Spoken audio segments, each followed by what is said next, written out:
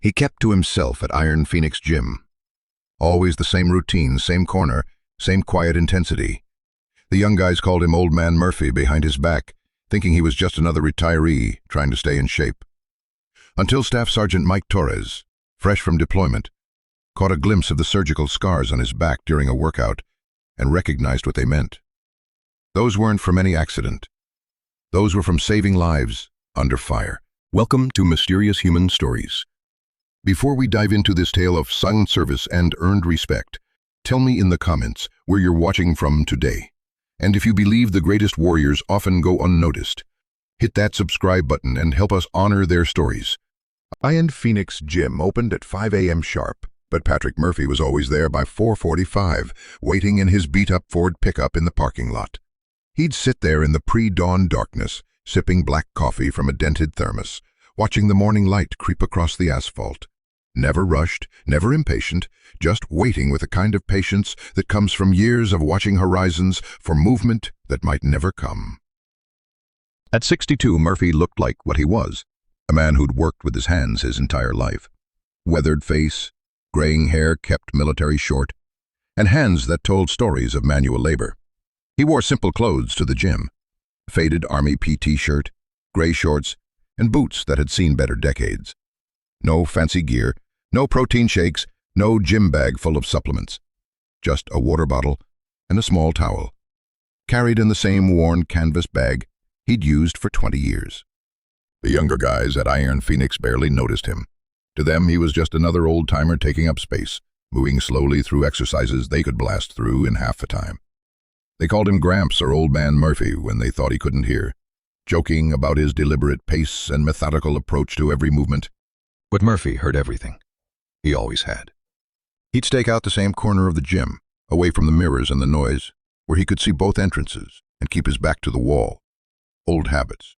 He'd work through the same routine every morning, stretching that looked more like physical therapy, careful movements that suggested old injuries, and a workout that focused on function over flash. The gym staff respected him quietly. Marcus, the front desk manager, had noticed that Murphy paid his monthly dues in cash. Exact change. 6 months in advance. No credit card, no automatic payments, just cash money, counted out with the precision of someone who understood the value of a dollar. "Morning, Mr. Murphy," Marcus would say. Murphy would nod once, sign the daily log with his last name only, and head to his corner. That Tuesday morning in September, everything changed. Staff Sergeant Mike Torres had been back from Afghanistan for 3 weeks. He was trying to readjust to civilian life, using the gym to burn off the restless energy that came with sleeping in a real bed and not having to worry about incoming mortars. Young, intense, carrying the hyper-awareness that marked recent combat veterans, Torres was working through his own demons, with iron and sweat. He'd noticed the old man before, hard not to when someone moved with that kind of deliberate control. But this morning, as Torres worked through his routine, something caught his eye. Murphy was doing pull-ups, his army shirt riding up slightly with each rep. That's when Torres saw them. A network of surgical scars across Murphy's lower back and left shoulder blade. Not the clean lines of elective surgery, but the jagged intersecting marks of trauma surgery. Emergency work. Battlefield medicine. Torres had seen scars like that before, on guys who'd been hit by shrapnel, on medics who'd been caught in explosions while treating wounded soldiers. Those weren't the scars of someone who'd lived a safe life. He watched Murphy finish his set and move to the bench press. The old man's form was perfect. But Torres noticed something else. The way Murphy favored his left side slightly. The careful way he positioned his shoulder. The unconscious adjustment that spoke of permanent injury. Torres finished his own workout and headed to the water fountain near where Murphy was stretching. As he bent to drink, he caught a glimpse of Murphy's forearm and froze. There, faded but unmistakable, was a small tattoo. A caduceus, the medical symbol, surrounded by jump wings. But it wasn't a symbol that made Torres' breath catch. It was what was underneath it, barely visible unless you knew what to look for. 6-8W, in small, precise numbers. Torres straightened slowly. 68W was the military occupational specialty code for combat medic, and those jump wings weren't standard issue. They were earned. "Excuse me," Torres said quietly, approaching Murphy as he finished his stretching routine. Murphy looked up calmly. No surprise in his eyes despite Torres appearing suddenly beside him. "Something I can help you with, son?" "That ink on your arm," Torres said, keeping his voice low. 68 whiskey? Murphy's expression didn't change, but Torres caught the slight shift in his posture, not defensive, just attentive. "Maybe," Murphy said simply. "Airborne?" Torres pressed gently. Murphy finished folding his towel with the same methodical precision he brought to everything. Among other things, Torres felt that familiar tightness in his chest that came when you recognized one of your own. "When did you serve?" Murphy stood slowly, favoring that left side again. "Long time ago." "How long?"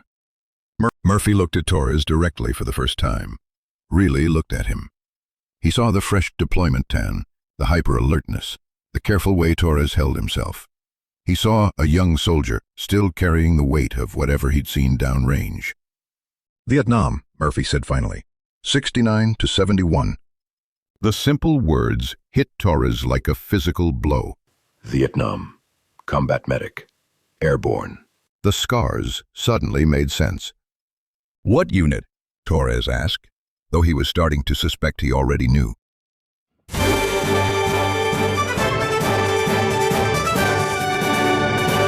Murphy picked up his canvas bag, checked his watch. 173rd Airborne. Sky Soldiers. Torres went quiet. The 173rd Airborne Brigade had been one of the first major combat units deployed to Vietnam. They'd fought in some of the bloodiest campaigns of the war. And their medics had earned a reputation for running into hell to bring people back. "I was with the 173rd too," Torres said quietly. "Different war, same brotherhood." Murphy paused, studying the young soldier with new interest. "Afghanistan? 2 tours, just got back." Something shifted in Murphy's expression. Not warmth exactly, but recognition. "How you holding up?" Torres almost laughed at the simple directness of the question. No dancing around, no euphemisms, just one soldier asking another how he was dealing with the aftermath. "Some days better than others," Torres admitted. Murphy nodded once. "Yeah, that sounds about right." They stood in comfortable silence for a moment, two men separated by 4 decades, but connected by something deeper than time. "You ever want to talk?" Murphy said. "I'm here most mornings around this time." Torres watched the older man walk away, moving with that careful dignity that marked old soldiers carrying old wounds. He looked around the gym and realized that none of the young guys working out had any idea they'd just been in the presence of someone who'd probably saved more lives than they could count. That night, Torres couldn't sleep. He found himself online digging through military records and unit histories. The 173rd Airborne in Vietnam. Combat medics. The stories he found made his own deployments seem almost routine by comparison. The next morning, Torres was at the gym early. Murphy was already there, going through his stretching routine in his usual corner. "Mr. Murphy." Torres approached respectfully. "Just Murphy," the older man said without looking up from his routine. "I looked up some things about the 173rd in Vietnam last night." Murphy continued his stretching. "Lots of things happened over there. I read about a medic who ran into an ambush to pull out 7 wounded soldiers. Took shrapnel in the back and shoulder but wouldn't leave until everyone was accounted for." Murphy's movements stilled for just a moment, then resumed. "Read about how he carried a wounded point man for 2 clicks through enemy territory. How he performed surgery in a bunker under fire for 6 hours straight." "You read a lot," Murphy said quietly. "They gave him the Silver Star," Torres continued, "and the Purple Heart. Twice." Murphy finished his stretch and stood slowly. "You done with story time?" Torres held out his hand. "Staff Sergeant Mike Torres, 173rd Airborne Brigade, Afghanistan." Murphy looked at the extended hand for a moment, then grasped it firmly. "Specialist Patrick Murphy, 173rd Airborne Brigade, Vietnam." The handshake lingered a moment longer than necessary. "Thank you," Torres said simply. Murphy released his hand and picked up his water bottle. "For what?" For bringing them home. Murphy was quiet for a long moment. When he spoke, his voice was softer than Torres had heard it. "That was the job." "No," Torres said. "That was above and beyond. That was heroic." Murphy shook his head slightly. "Heroic is what they called it when they needed to fill out paperwork. What it was just doing whatever it took to get your brothers out alive." Over the following weeks, Torres and Murphy developed a quiet friendship. Not the loud camaraderie of gym buddies, but the deeper connection of soldiers who understood what it meant to carry responsibility for other people's lives. Torres learned that Murphy had spent 30 years after the war working as a paramedic, then as a trauma nurse. He'd never stopped taking care of people, never stopped running toward danger when others needed help. He learned that Murphy had lost his wife to cancer 3 years earlier, and that the gym had become his way of dealing with the silence of an empty house. Most importantly, he learned that heroes didn't always look like heroes. Sometimes they looked like quiet old men who paid their gym membership in cash and never asked for anything more than to be left alone with their memories. Word began to spread, slowly and quietly. Torres didn't broadcast Murphy's story, but he made sure the other veterans at the gym knew who they were training beside. The mood shifted subtly. The jokes about Old Man Murphy stopped. People began nodding respectfully when they passed his corner. One morning, Torres arrived to find a small group of younger soldiers waiting near Murphy's usual spot. They weren't there to bother him or ask for war stories. They were there because they wanted to train near someone who represented what they hoped to become. A warrior who'd done his job, come home, and continued serving in his own quiet way. Murphy never acknowledged the change directly. He continued his routine exactly as before, but Torres noticed that he sometimes offered quiet advice to younger soldiers struggling with their own readjustment.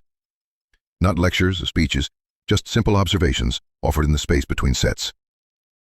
"The weight doesn't care about your rank," he'd say to a frustrated young Marine. "It just cares about effort." Or to a veteran dealing with anger, "The iron teaches patience. You can't rush it, can't intimidate it. You just have to show up consistently and do the work." With the Order of Prowess as a goal. 6 months later, the gym installed a small memorial wall honoring veteran members. Murphy's photo went up without fanfare. Just his name, rank, and unit, no mention of medals or commendations. Just recognition that he was there, that he'd served, that he mattered. Murphy never said anything about the photo, but Torres noticed he spent a little extra time stretching in front of that wall some mornings. The greatest lesson Torres learned from Murphy wasn't about heroism or combat or even survival. It was about the long war that comes after the shooting stops. The battle to find meaning and purpose in a world that doesn't understand what you've seen or what you've done. Murphy had won that battle not by seeking recognition or reliving past glory, but by continuing to serve in whatever way he could. By showing up every day, doing the work, and being available to younger soldiers who needed to see that it was possible to carry the weight and keep moving forward. Some warriors charge into battle with war cries and raised weapons. Others serve quietly for decades, carrying their brothers' memories in silence, asking for nothing more than the chance to keep being useful. Patrick Murphy was the second kind, and in a world that often forgot its quiet heroes, having someone like Torres recognize his service made all the difference. When Hay the created. Not because Murphy needed the recognition, but because the next generation of warriors needed to know that heroes didn't always wear their medals on their sleeves. Sometimes they wore surgical scars and faded tattoos, and they taught by example rather than words. The greatest honor wasn't in the telling of the story, but in the living of it day after day, rep after rep, in a corner of a gym where nobody bothered to look until someone finally knew what to see. So now I ask you, have you ever met someone like Patrick Murphy? A quiet veteran who served without fanfare, who carried their brothers' memories in silence? Tell us their story in the comments. Share their name. Let others know who they were before time forgets. Because at Mysterious Human Stories, we believe the most powerful warriors don't always announce themselves. They just show up, do the work, and wait for someone wise enough to recognize what real service looks like. Thank you for watching. If this story touched you, subscribe and share it. Help us keep these quiet voices alive. And remember, the next time you see someone working out alone in the corner, moving with careful precision and carrying themselves with quiet dignity, you might be looking at a hero. We'll see you in the next one.